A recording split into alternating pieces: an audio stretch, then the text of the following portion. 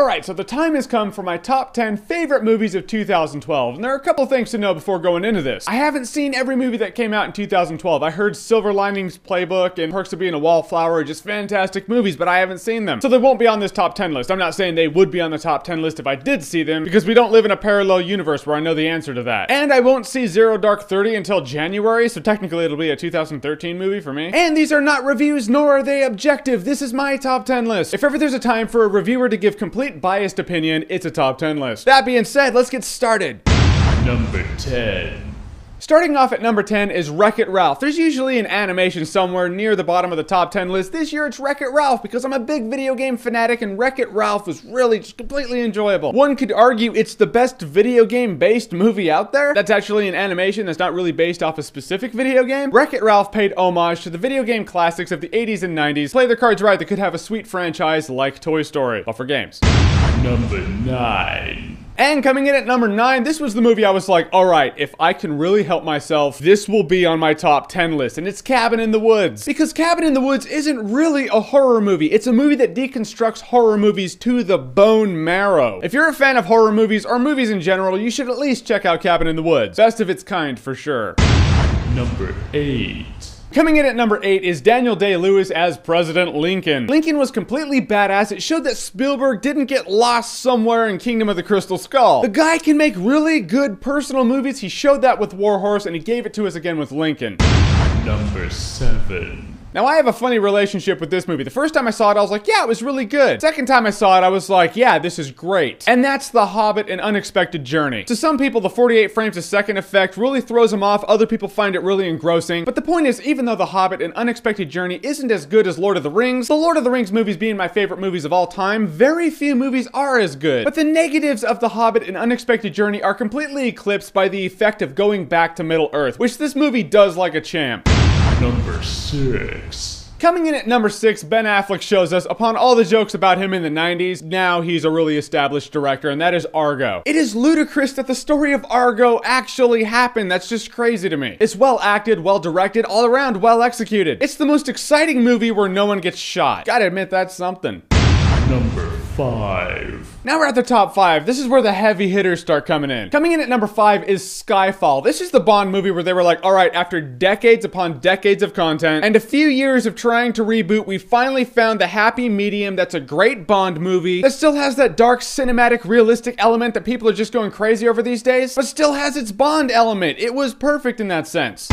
Number 4. Number 4 is the reason I'm actually getting you my top 10 now. I would have gotten it to you earlier, but I was like, there's still Django Unchained out there, and I think I need to see that before I make a top 10 list. And I'm completely glad I did. This is one of those movies that gets better and better the more you think about it. You just think about the dialogue and the shootout scenes and the concept and the acting, and you're like, yeah, Django Unchained is just what I love about Tarantino.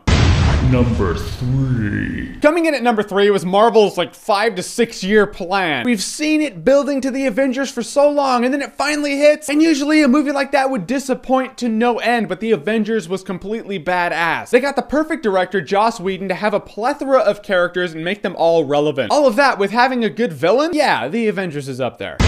Number 2. Number 2 and number 1, I flipped back and forth. I was like, all right, this is number 1, this is number 2, this is number 2, this is number 1. Number 2 was one of the coolest original sci-fis I've seen in the past decade, and that is Looper. I figured it'd be a simple Joseph Gordon-Levitt's going after Bruce Willis, he needs to kill him, the end. But it's not like that. It's actually a lot deeper than that. Some of the time elements you think about and you're like, oh wait, that doesn't really make sense because, all right, time. They do a good job of being like, hey, stay on point, the movie's awesome, and you're like, oh yeah, it is. I'm gonna let all those weird time things that I'm thinking about that Star Trek taught me throughout the years go away because I enjoy Looper so much. And Looper had an awesome breakout performance from this kid actor in the movie it's a kid in a movie that's not annoying as shit. Never a bad thing as far as I'm concerned. That'll get you a few spots up, let alone number 2.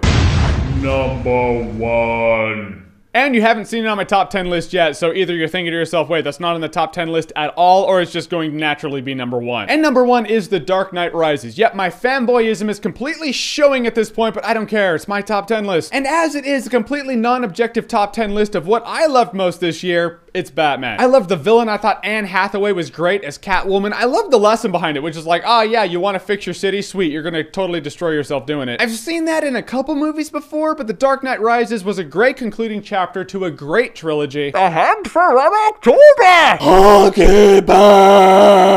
When you can understand every word in this movie and not need subtitles to do it, you just feel accomplished and you feel obligated to put it as your number one. That's not why, really, but I'm just saying. The movie has its conveniences, absolutely, but I think most any movie on this list does. I'm just saying it doesn't change the fact that when I think of the movie of 2012, I'm going to think of The Dark Knight Rises. In that, The Dark Knight Rises, number one for me. Alright, so those are my top 10 favorite movies of 2012, and yes, for every top 10 best list, there is a top 10 worst list. That's coming to you. Probably be a little easier than a top 10 list, because there were so many good movies this year. This is easily the most difficult top 10 movie list I've done yet. If there's a person out there who hasn't done their top 10 movie list yet, it's because they have a list of movies with scribbles and cliff notes and arrows, and they're just like, I don't know, this could easily be a top 15 list. 2012 is definitely the best year of movies that has happened since I've been doing YouTube videos. And so now it's in your hands, my friends. What are your top 10 favorite movies of 2012? Make a list, put it below, or make a video and put it as a video response. However you do it, I'd love to hear from you. And as always, if you like what you've seen here and you want to see more, click right here to see more.